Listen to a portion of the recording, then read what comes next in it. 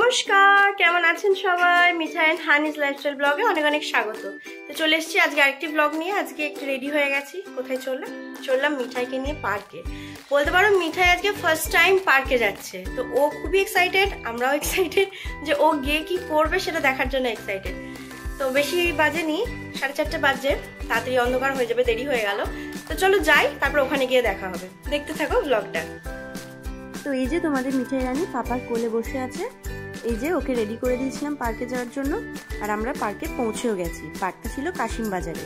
তো পার্কটা আগে যতটা সুন্দর ছিল এখন ওদের মেনটেন এতটা ভালো করে হয় না বা করে না বলে পার্কটা এখন আর অতটা সুন্দর নেই।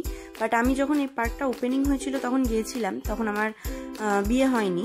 তো পার্কটা বেশ খুব সুন্দর হয়েছিল, কিন্তু ওরা একদমই মেনটেন করে না, যার জন্য ভীষণ ধুলো, ভীষণ নোংরা ছিল এবং অনেক জিনিসপত্র ভাঙাও ছিল। তো এই যে মহারানী হেঁটে হেঁটে পার্কে ঘুরছে, আর এই যে ওর পাপা ওকে এমনি করে স্লিপ থেকে নামাচ্ছিল, কারণ ওকে স্লিপে ছেড়ে দিলেই ও ঘুরে যাচ্ছিল। আর ওর সব থেকে ফেভারিট লেগেছে এই দোলনাটা।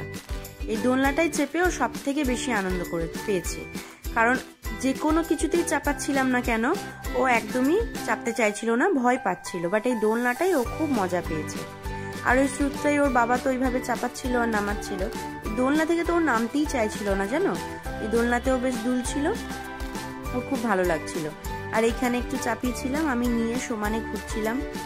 ছেড়ে দিলে যদি পড়ে যেত বা মাথা ঘুরে যেত, সেজন্য ওকে ধরে আমি ওটাকে ঘোরাচ্ছিলাম। আর ওর সাথে ওখানে একটা ওর নতুন দাদা বলছিল ওকে, ওর সাথে ও ঘুরছিল। পার্কটা বেশ সুন্দর, বেশ বড়, কিন্তু ওরা একদমই ম্যানেজমেন্ট করেনি, মানে মেনটেন করে না, পরিষ্কার পরিচ্ছন্ন রাখে না, চারিদিকে ধুল ঝুলোতে ভর্তি।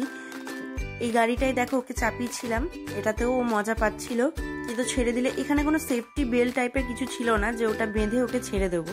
এটাও নিজের ব্যালেন্সেই ওকে ঘুরতে হতো। এবার এখন তো 2 বছর হয়নি, তো অতটা ওর ব্যালেন্স আসেনি, তাই আমি ছেড়ে দিইনি। তো যাই হোক, সেদিন পার্কে গেলাম, ফার্স্ট টাইম ওকে নিয়ে পার্কে গেলাম। ও আনন্দ করলো, আমাদেরও ভালো লাগলো। আমার এই ব্লগটা তোমাদের কেমন লাগলো তোমরা অবশ্যই আমাকে জানিও।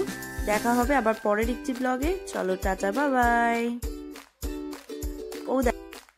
তো আমি তোমাদেরকে একটা রিকোয়েস্ট করছি, তোমরা যারা আমার ব্লগটা দেখো বা দেখছো, যারা সাবস্ক্রাইব করোনি, প্লিজ একটু সাবস্ক্রাইব করে দিও, একটু লাইক কমেন্ট করে দিও। দেখো, সাবস্ক্রাইব করলে তো তোমারও কিছু যাবে না, আমারও কিছু হবে না, তাই না? একটা সাবস্ক্রাইব করলে আমিও অনেক সুন্দর সুন্দর জিনিস তোমাদেরকে দেখাতে পারবো এবং আমিও একটুখানি মনের আনন্দ পাবো, আমারও একটু ভালো লাগবে। তো প্লিজ তোমরা আমার এই চ্যানেলটাকে সাবস্ক্রাইব করো, প্লিজ প্লিজ, এবং লাইক কমেন্ট করতে ভুলো না।